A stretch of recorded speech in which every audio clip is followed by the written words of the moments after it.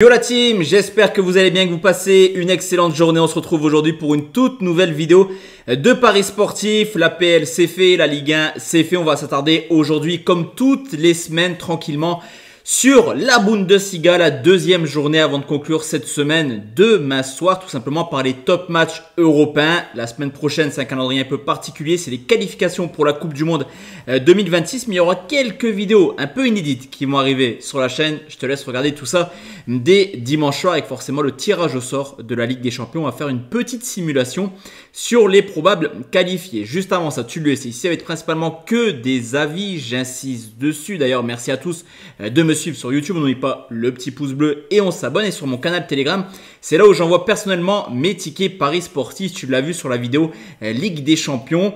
J'avais hésité sur certains choix, forcément. On fait les vidéos 2-3 jours à chaque fois à l'avance.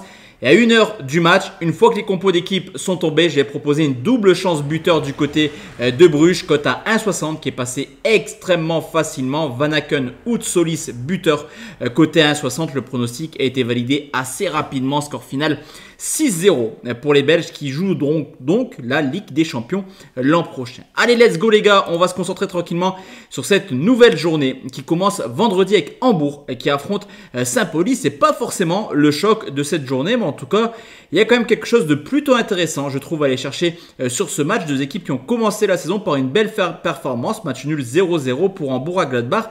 Match nul 3 buts partout à domicile pour Saint-Pauli contre Dortmund. On a pu le constater un petit peu l'an passé. Il était rare quand même de voir perdre Hambourg à domicile. C'est également le retour du promu en Bundesliga. Ça fait maintenant quelques années qu'ils étaient en Bundesliga 2. Donc l'accueil sera complètement fou. L'an passé, il y a seulement 2 défaites à domicile en fin de saison. Donc rien de dramatique, on va dire, pour les locaux. Alors du côté de Saint-Pauli, c'est vrai que l'an passé à l'extérieur, c'était pas la folie. Il y a une victoire à Kiel, il y a une victoire à Heidenheim, une victoire à Stuttgart, une à Hoffenheim. Mais après, pas grand chose de la part de Saint-Pauli hors de leur base. Les 3 buts encaissés sont plutôt inquiétants également. Saint-Pauli qui était l'une des meilleures défenses l'an passé. Donc moi, je vais partir sur Hambourg ou nul et plus d'1,5 but. Cote 1,80. Je trouve ça plutôt sympa sur le papier. Hoffenheim qui va jouer contre Francfort, deux équipes qui ont là aussi bien lancé leur saison. Victoire 2-1 pour Hoffenheim du côté de Leverkusen. On avait prédit justement cette petite surprise. Et victoire 4-1 de Francfort contre le Werder Bremen. En plus de ça, en coupe, ils avaient fait le taf contre des équipes de division inférieure. 4-0 pour Hoffenheim, 5-0 pour Francfort. Donc quand même deux équipes en grande forme offensivement. On avait également constaté le fait qu'Hoffenheim, lors de ses préparations de matchs amicaux, avait marqué énormément de buts, dont 8 buts marqués contre Metz, 3 contre le Werder Bremen, 5 contre Darmstadt. Tu l'auras compris, cette équipe d'Hoffenheim, elle est plutôt en forme offensivement. Et c'est vrai qu'historiquement, on a souvent tendance à avoir des matchs extrêmement ouverts. Je vais vous donner les scores des 5 derniers matchs. 2-2, 1-3, 3-1, 3-2, 1-3. Et après, on peut même remonter plus loin, 1-2, 1-2. Enfin, il y a pas mal de buts entre les deux équipes. Donc, deux équipes en forme, deux équipes portées vers l'avant. Les deux marques et plus de 2,5, cote à 1,70. On continue avec Leipzig qui va jouer contre Heidenheim. Leipzig qui a pris 6 buts du côté du Bayern Munich. Leipzig qui a galéré également en coupe contre Sandhausen pour une victoire 4 buts à 2. Heidenheim n'a pas été forcément très rassurant également en s'inclinant 3 buts à 1 à domicile contre Wolfsburg. Donc tu l'auras compris, hein, ce match est déjà assez important pour les deux équipes, surtout pour Leipzig qui a des ambitions forcément européennes. Le titre, on n'en parle plus depuis maintenant quelques années. Je trouve que quand même Leipzig régresse d'année en année. Leipzig l'an passé, c'est une équipe qui était capable de perdre des points un peu bêtement à domicile. Il y a eu un nul contre Kiel, un nul contre Heidenheim avec toujours des buts marqués. Et cette équipe d'Heidenheim, justement, elle est capable de marquer à l'extérieur. C'est assez incroyable les statistiques. Un but marqué à Stuttgart, il y en a eu 2 du côté de Leipzig, 2 à Leverkusen, 2 à Dortmund. C'est plutôt pas mal quand même ce que propose cette équipe, et 2 au Bayern aussi, j'ai oublié. Mais c'est une équipe plutôt intéressante. Là aussi, je vais prendre les deux marques à 1,66. Stuttgart qui va jouer contre Gladbach. Gladbach qui a fait match nul 0-0 la semaine passée, assez incroyable. Un match fermé quand même pour Gladbach qui d'habitude nous habitue à avoir du but. Du but, c'est également ce qu'on voit un petit peu du côté de Stuttgart, hein, les gars, on l'avait vu l'an passé.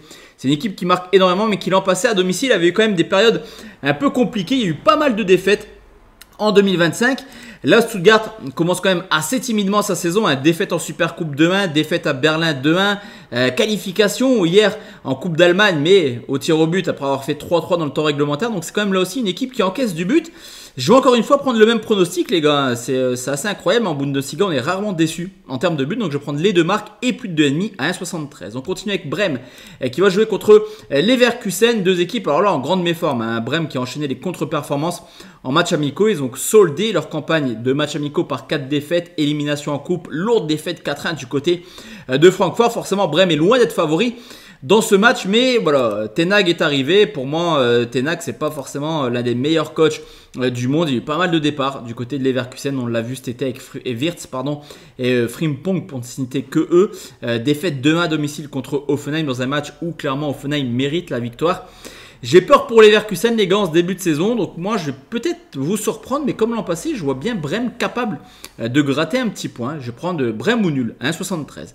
Augsbourg qui joue contre le Bayern Munich. On aura peut-être un turnover du côté du Bayern. On verra, c'est un match qui est largement à leur portée. D'ailleurs, historiquement, le Bayern s'amuse du côté d'Augsbourg en marquant quasiment toujours au moins 3 buts. Je vais attendre les compos, les gars. Je vais attendre les compos et comme hier, je vous enverrai un petit buteur, comme sur Bruges contre cette équipe des Rangers. Donc tout sera disponible dans le groupe public. On continue avec Wolfsburg qui va jouer contre Mayence. Wolfsburg qui l'an passé avait fait une saison exécrable à domicile. Il faut remonter au 14 janvier pour retrouver trace d'une victoire. Mais à côté de ça, on a quand même une équipe de Mayence qui, à l'extérieur, souffle un petit peu le chaud et le froid. Ça gagne, ça perd, ça gagne, ça perd. Ce qu'on peut constater quand même, c'est que sur les 4 derniers déplacements, il y a quand même 3 victoires pour Wolfsburg. Et ce qui me dérange un petit peu dans ce match, c'est que il y a ces confrontations en Coupe d'Europe pour Mayence qui doit encore recevoir Rosenborg ce jeudi. Donc peut-être de la fatigue, hein, les gars. Comme face à Cologne, on avait parlé de cette fatigue du côté de Mayence. Elle pourrait subvenir également ce dimanche. Donc moi, je prends une victoire de Wolfsburg remboursée si nul.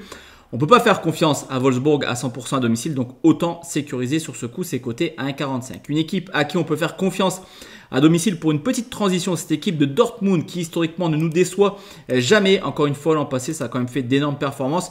Il y a eu quelques couacs, il y a eu une défaite contre Augsbourg, il y a eu un nul contre Hoffenheim, mais dans l'ensemble, généralement, Dortmund s'impose à domicile.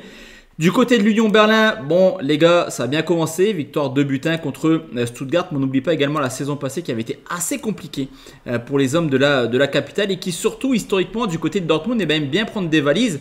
Depuis le retour de Berlin en première division, donc c'était en 2020, les scores sont simples, 5-0, 2-0, 4-2, 2-1, 4-2 et 6-0 l'an passé. Tu l'auras compris, une équipe de Dortmund qui maîtrise clairement son sujet à domicile contre Berlin. Donc je vais prendre Dortmund et plus d'1,5 à 57, forcément la victoire sec de Dortmund, les gars, elle est à 1,38. Elle peut se mettre dans un petit combi, clairement. Je pense que je pourrais peut-être la mettre dans un petit combi ce dimanche.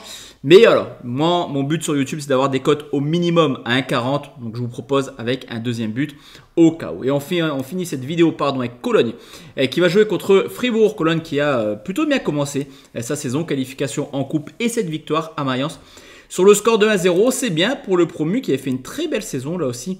L'an dernier, j'étais surpris. Vraiment, s'il y a un résultat qui m'a surpris lors de la première journée, cette défaite de Fribourg à domicile contre Augsbourg. Une équipe de Fribourg qui, d'habitude, depuis quelques années, maîtrise justement ces matchs contre des équipes qui devraient potentiellement jouer les 10 dernières places, on va dire. Enfin, en tout cas, ne pas être en haut de tableau.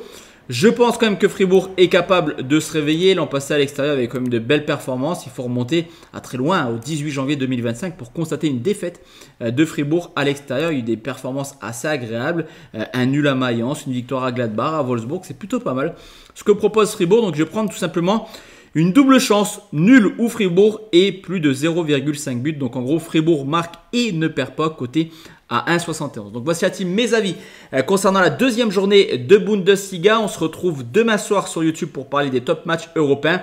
Et dimanche, je vais faire une petite vidéo 100% Ligue des Champions. Les gars, on va connaître ce soir à 18 h. Donc quand tu verras cette vidéo, tu connaîtras déjà contre qui les clubs français vont jouer. On va regarder par rapport à l'an passé, le nombre de points qu'il faut à peu près, on va dire, on n'a pas assez de recul, il n'y a qu'une seule année de Ligue des Champions.